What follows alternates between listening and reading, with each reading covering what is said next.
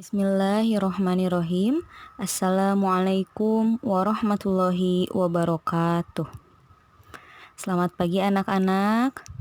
Bagaimana kabar kalian hari ini? Alhamdulillah, hari ini kita lanjutkan kembali pelajaran SKI tentang sifat Nabi Muhammad dan meneladaninya dalam kehidupan sehari-hari. Yang pertama yang akan Ibu bahas yaitu tentang kepribadian Nabi Muhammad Shallallahu Alaihi Wasallam. Dalam kitab-kitab dituliskan bahwa Nabi Muhammad adalah manusia yang paling baik budi pekertinya. Nabi Muhammad memiliki kepribadian yang terpuji. Beliau mempunyai kelebihan dibanding dengan manusia biasa.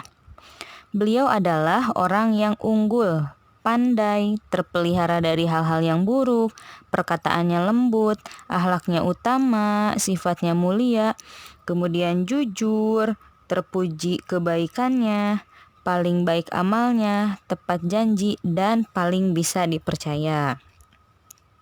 Hal itu tampak ketika Nabi Muhammad masih anak-anak sampai dewasa sebelum diangkat sebagai Rasul. Semasa kecilnya, beliau terpelihara dari hal-hal yang tercela. Beliau juga memiliki sifat yang tabah, sabar, hormat, taat, dan rajin bekerja.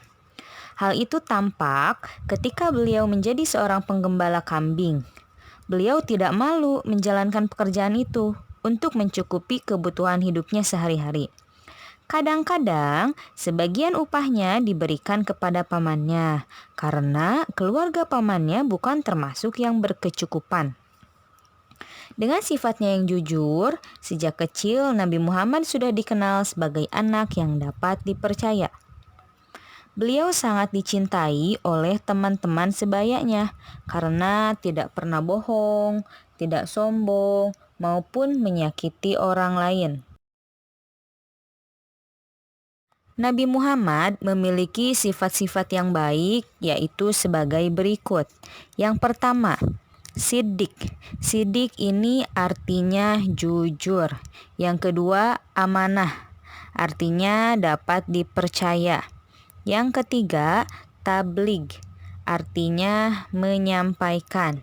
Dan yang terakhir, fatonah, artinya cerdas. Nabi Muhammad juga diberi gelar oleh masyarakat sekitar yaitu Al-Amin, yang artinya dapat dipercaya karena kejujuran dan kemuliaan akhlaknya.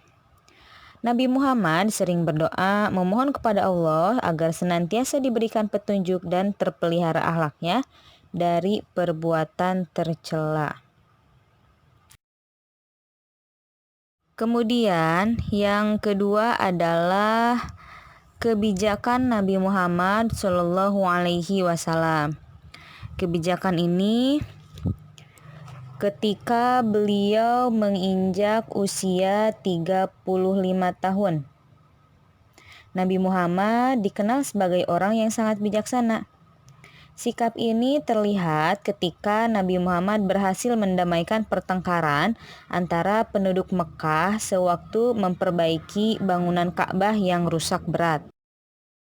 Pada saat usia Nabi Muhammad 35 tahun, kota Mekah dilanda banjir besar. Akibat banjir besar tersebut, Ka'bah menjadi rusak dan Hajar Aswad hanyut dari tempatnya. Orang-orang Mekah kemudian berusaha memperbaiki Ka'bah dan mengembalikan Hajar Aswad ke tempat semula. Pada waktu itu, perbaikan Ka'bah dilakukan secara gotong royong. Para penduduk Mekah membantu dengan sukarela, tetapi timbul pertengkaran antara mereka ketika akan meletakkan Hajar Aswad atau batu hitam di tempatnya semula. Setiap suku kelompok merasa paling berhak untuk meletakkannya. Karena dalam kepercayaan masyarakat Arab, ketika itu bahwa hanya orang dari suku yang paling terhormat yang berhak meletakkan Hajar Aswad. Mereka tidak ada yang mau mengalah. Semua menganggap paling berhak dan paling terhormat. Akhirnya, mereka sepakat untuk memilih seseorang yang akan menyelesaikan masalah ini.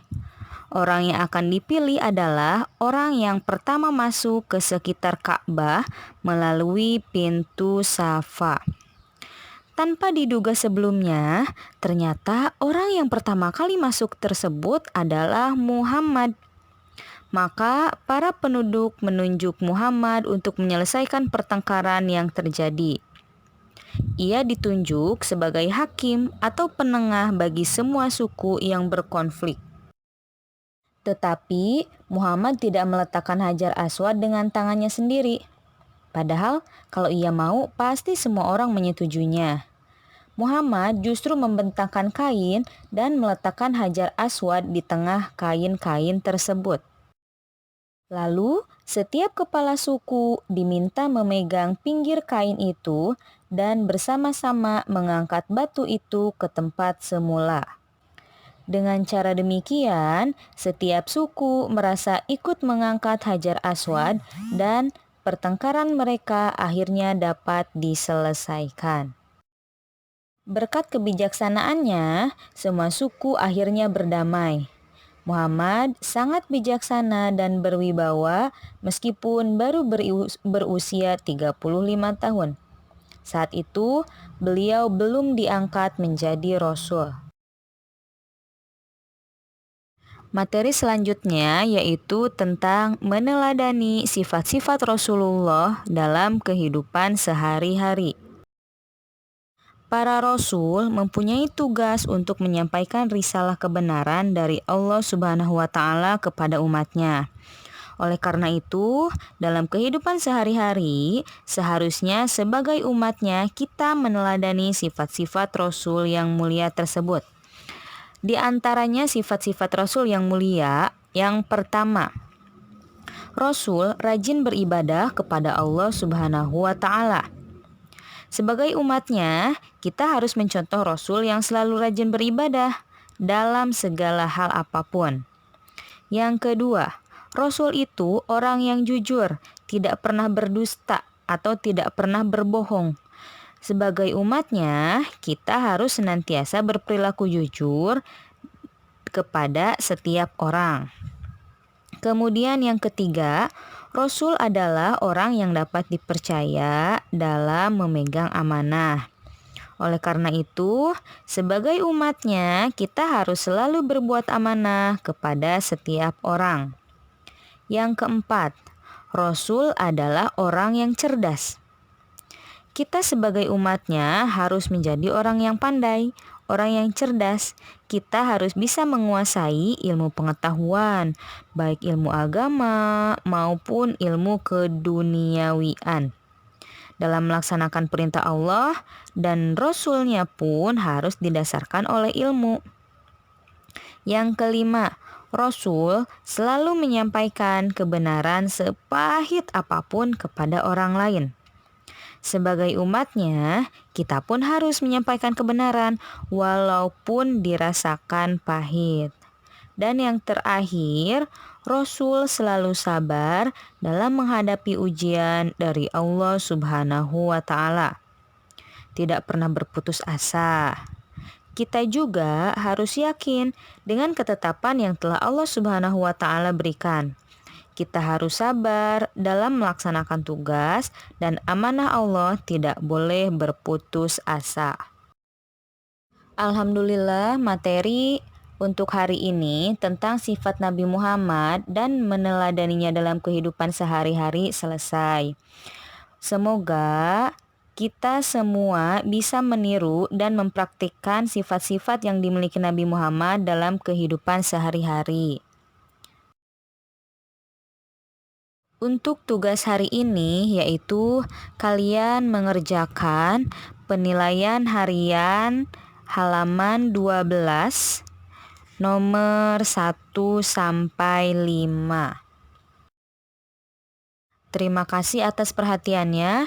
Wassalamualaikum warahmatullahi wabarakatuh.